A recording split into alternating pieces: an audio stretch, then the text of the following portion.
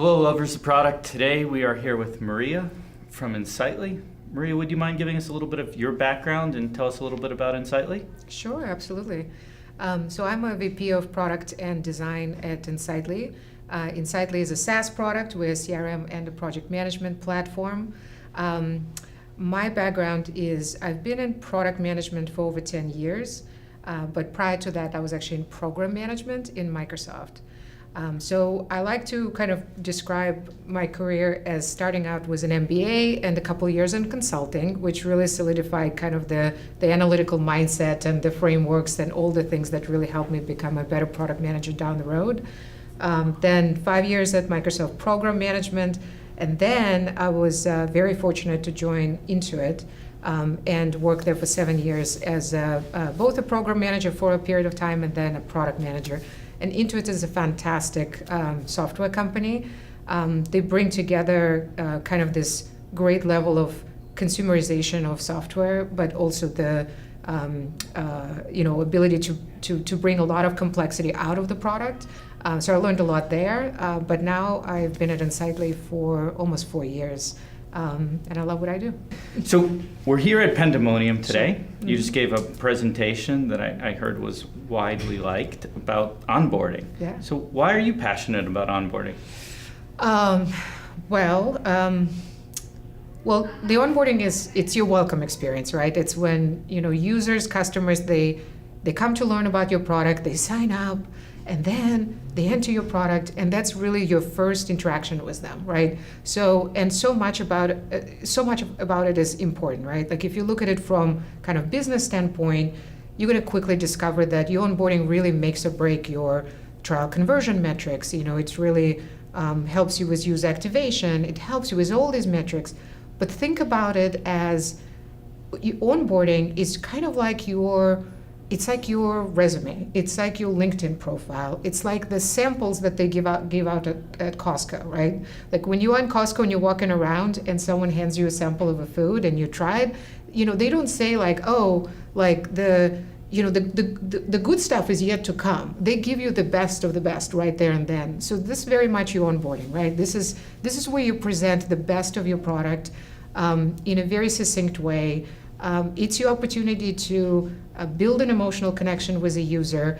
It's your opportunity to really present your brand, to really describe, not just what you have in your product, but why you're here and what do you stand for. So it's really just such a phenomenal platform to do all of that. And if done right, onboarding can be really, really powerful. So product managers, Yes. do they pay enough attention to onboarding? I think so. I think this day and age, yes. I think at least from what I hear and talking to a lot of my peers, there are now actually teams that are dedicated to just onboarding. There are a lot of growth teams that kind of evolved in companies.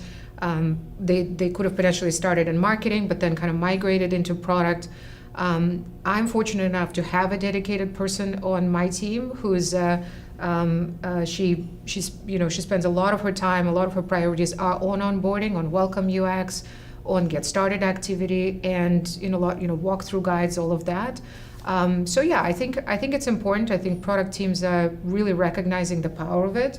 And if we forget about it, there are lots of people in the company who are going to remind us, because everyone at this point, I think, is very well educated how crucial onboarding is and how it can help you achieve business results that you're hoping to achieve, right? The simplest being, right, if you're a SaaS software company, you're typically going to have a trial, probably 14 days, maybe 30 days. And your goal as a product manager is to help your users discover the value, get activated, so to speak, and ultimately purchase the product, right? And onboarding is a perfect vehicle to do that. Absolutely. So yeah. I talk about onboarding and I say, one size doesn't fit all, right? Right. And you guys have a similar approach when you talk about onboarding at Insightly. Yes, yeah. Tell me a little bit about how you approach it. Yes. So absolutely. So the one size does not fit all, and I think that onboarding, which has now become very important, and a lot of product teams have recognized the power of it. It is my observation that some of the product teams are perhaps like sort of almost overdoing the onboarding, in a sense that they are churning this welcome experience in a very prescriptive sort of guide walkthrough through the product, right? They're setting the user on the path with all the best intentions. But I think what happens is that, you're potentially missing an opportunity to let the user have, spend the time kind of in their own journey, in their own discovery. So prior to this interview, we talked a little bit about storytelling and how at the center of every story, there's a hero. So our recommendation from my team at Insightly, who are big fans of storytelling, is to put your customer as a hero at the center of your onboarding. Let them go about it in their own way. Let them discover it in their own way. But you have to create an environment where it's possible to achieve, right? So if you starting out again a user on this very prescriptive, like, hey, let me directly guide you into a kitchen, and then let me guide you into the living room, and then let me guide you to a bedroom or a 4-car garage. I'm using an analogy of a house walkthrough here. If I were a real estate agent, well, that's one approach, but it may not work for everyone who's coming to try out your trial. So there are many ways to accomplish that, which is kind of take a step back and let the user really explore and really navigate the product themselves.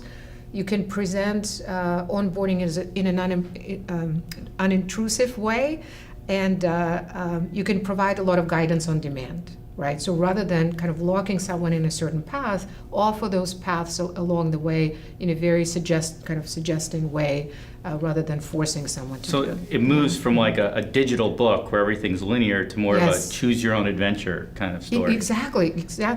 That's right. Yes. So choose your own adventure. It's about you. It's not about it's about you, the user, and the customer. And at Insightly, in our product, it manifests greatly because. We are the type of a product and a platform that is built with very horizontal ambition. And by that I mean, we're not locking ourselves to building a CRM project management tool for a particular industry. Our product is horizontal. So we have customers coming from manufacturing industry, from professional services, from fintech, from entertainment industry, from B2C to B2B. So there's really customers and users from kind of all walks of life. And again, we just there to, again, help them discover and see if the product works for them, for their use case, rather than saying, hey, this product is built for this particular persona. Let us take you on this journey. It does, A, B, and C, end of story, right? The other consideration too is, as many other speakers talked today about that, is you go in a B2B product, you're likely going to have someone who is actually buying a software. So they may need a certain walkthrough with certain information shared with them. But then they're going to invite users, and that user, they may have different objectives and different definition of success as they go through the product, right? So the user, maybe their primary objective is to actually start cranking and working on something within the tool, whereas the buyer is still in the exploration mode. They maybe want to talk to sales, maybe they want to spend more time watching videos or learning what the product can do, rather than just jumping in and starting to actually do anything in it. So, that's a good point. So not only do you have different industries, you mentioned manufacturing and fintech, sure. but you also have different personas that are using your product to accomplish different jobs, right? So what kind of challenges does that create for you in designing the onboarding experience, and how do you overcome those? Yeah, so yes, absolutely. So you mentioned, so we have an industry breakdown. So we have customers coming from different industry. We have a different persona, an administrator and a user. And then, because we are a CRM and productivity platform, we have people coming in who are in sales. We have someone coming in who's in marketing. We have someone coming in who's in project management. And they're there to accomplish 3 very different things, right? All with one product. So how do you do that? How do you accomplish that? Well, here's what I suggest to tread lightly on, okay? So some products, they do kind of adopt this approach of presenting a user when they get to the product with kind of these tiles, right? So like, are you in marketing? Click here. Are you in sales? Click here. Are you in project management? Or so on and so forth. Okay, these are helpful, I think, in some regard. Unfortunately, they don't always work. Sometimes these styles are presented just purely for research purposes. I think the product team is just trying to understand who's coming to product. They don't actually they don't actually personalize or customize anything in product. And they also lock you into into making a decision of who am I, right? Mm-hmm. What if I'm a CEO? What if I'm here to learn about how all of these functions are going to enjoy the product or use the product, right? So persona approach does have merit, absolutely, but what I would suggest is not creating sort of blocking steps to it, like, hey, identify the persona and then we're going to reveal how this applies to you. Rather, present it in, again, sort of on-demand way. Like, show them a place where, like, hey, look, where you can learn more about sales or project management. And again, present it as, let me learn about this. And again, you're putting the customer, that hero, at the center of the story. You are just advising them to go learn about it. You're not making them self-identify themselves, right? If that makes sense? Absolutely. Okay. Based upon what information they choose, you can probably identify them without even knowing. Like, what jobs do they follow? What do they want to learn about? And then you can probably identify what type of person they are and use that to adapt content in the future to them. That would be really cool. Yeah, absolutely. So this could all be pretty daunting when you're thinking of it if I'm a product manager out there who doesn't have an in-app onboarding experience. And now I would hope they know that they should have one or need one, and they want to build one. There's a lot to do. Yes. So where to get started? How do they take that first bite of the elephant and start seeing results? What advice would you give them? Yeah, so as many other speakers today, we'll agree, start small. Start with something really simple, right? So if you don't have in-app onboarding, start with something as simple as something that's very generic and is not, and is a proven concept, right? So one step in the onboarding experience that I highly recommend, that seems to work across, certainly for B2B products, is we all know that if you're coming to a product where you're going to ultimately collaborate with many different stakeholders and you're just coming in yourself, it's going to be kind of lonely in their product. So suggest inviting someone else, okay? Okay, that step is not specific to industry. That step is not specific to who you are, whether you're in sales, marketing, or something else. Just start with something like that. It doesn't matter what company you're coming from, but chances are, if you invite someone to the trial, they're going to learn something. You're going to learn something. You can chat about it together and go on this journey, as a team. So that's maybe a simple advice, you can start with. And rather than starting to experiment with tooltips, and tooltips are those little boxes with a pointer that kind of point to a specific feature and say, like, hey, click here, right? Rather than starting with that, try what we've done, which is, create an onboarding experience that's available on demand right on your homepage, understated, and maybe present some options about where can users go to learn more. And maybe all you have is a help center right now, or maybe all you have is a community, or maybe you have some great videos that educate the user about your product, or maybe you even want to offer up to chat with someone on your sales team or someone on the success team. So think about all the ways that someone can learn a product and present those to your customer first, and see what happens, and see where your users who are onboarding are starting to click, and where they're getting the most value. And then, of course, measure, right? So then with some of the great tools we have, and we do use Pendo for that, but we're able to measure, all right, so if the user started out here and they did engage with the help center, or they did engage with the community, or they did watch a couple of these videos, they were more successful with the trial, they ultimately upgraded, and they were just more successful, right? That's the key. So that's what I would recommend. Now, that's when it comes to onboarding. Now, if you do have parts of your product that you feel do need explaining, well, consider this first of all. If there's a great saying, which is a user experience is like a joke. If you have to explain it, it's not that good, right? So fix the UI first of all. That would be a first step.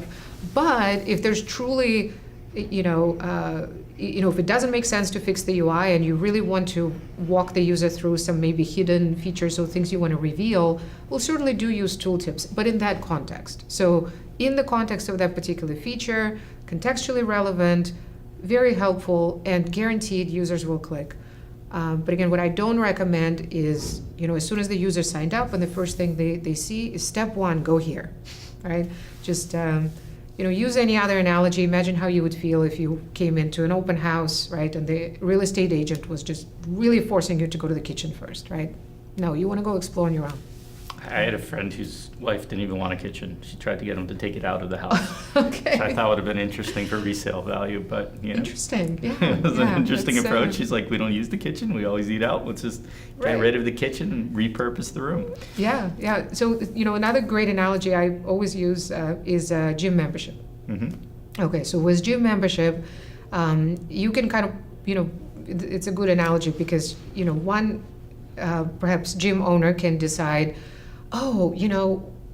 it looks like if people who come into our gym and they start on the rowing machine, boy, are they more successful than others, right? And then comes a thought like, let's put the rowing machine front and center and then really force every person who comes to our door to start on the rowing machine. I'm not sure that that's a successful approach. Neither is, again, kind of a persona approach, right? Like imagine that it's New Year's, right? And we're all full of New Year resolutions, and we're all coming to the gym, and we see three posters. Are you, a young single person, wanting to get into even better shape that you already are, and here to maybe meet some people? It's persona one. The other persona is like, are you a tired mother who's just looking for a break, right? Or are you a retiree who just got a diagnosis that you have a cardiovascular issue, right? And your doctor told you to come here. Like, if you are one of those three people, follow this path. You probably don't want to identify with, I guess the point I'm trying to make is that you may not guess how the users will react to it, and you will never know because they won't tell you. They may just be turned off by this approach and leave and never come back. And you're never going to hear about it, right? So again, go more with the less forceful onboarding. I think that's great advice. Thank you. So let's finish by talking a little bit about you and your background. Okay, sure. So we heard a little bit about your experience in Intuit, Microsoft, and Sightly now. Yeah. So what are you most proud of? Most proud of, really building out the team and building out the process that allows something awesome like our user onboarding and Insightly being created. That's honestly what I'm most proud of. When I started at Insightly, I was an employee number 30, and we didn't have a product management team. And over time, we built it out, and we have UX designers and writers and product managers. And before we set out to build our user onboarding, we invited members of other teams, and we really did it right. And by that I mean, it was a blank canvas when we started. We went on a broad exploration of what's possible. We narrowed down the options. We went broad again. We went narrow again. We went broad again. And out came this amazing creativity, and resource constraints created some urgency too, right? Like we didn't have every single tool at our disposal. And out came this amazing onboarding experience that actually generated a ton of value for the company.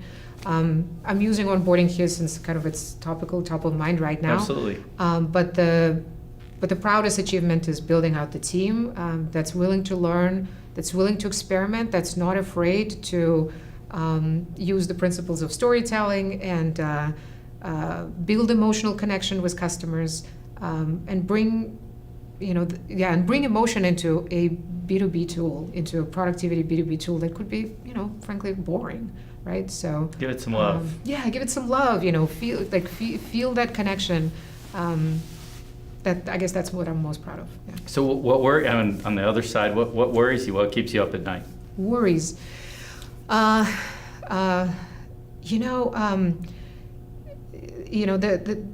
The kind of the evil twin of every product success is the product complexity. So what keeps me up at night is, how do how do we stay true to the company vision, right? So I have an amazing founder CEO who has a very clear vision for where he wants to take the company.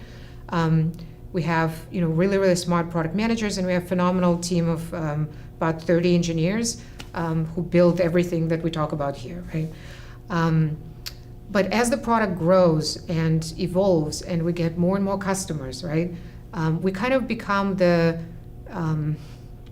victims of our own success, right? The product becomes at some point very, very complex, and there's a lot to explain, and there's a lot to present to customers.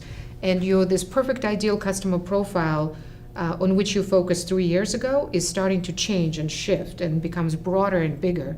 And that's the types of things that keep me up at night, is how do we think about the long-term future of this product, and whether it makes sense to break it up into separate products. Does it make sense to stay sort of in that very horizontal, this very broad approach? And many companies have certainly succeeded doing just that. But how do we keep it simple, right? So easy to use, simple, delightful, with that emotional connection and a little bit of love. So Maria, one more question. Sure. Yeah. 3 words to describe yourself. Okay.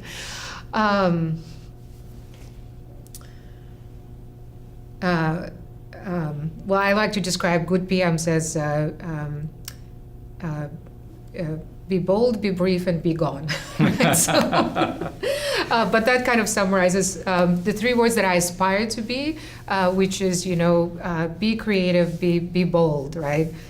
Be brief, and again, that's kind of very topical for our conversation here, be to a point and sound intelligent, and be gone, by which I mean, let the teams do the job, let them do what they're there to do, and step back as a leader and watch the magic happen. Awesome. Well, thank you. Thanks for joining me today. Absolutely. Thanks, Eric. It was great.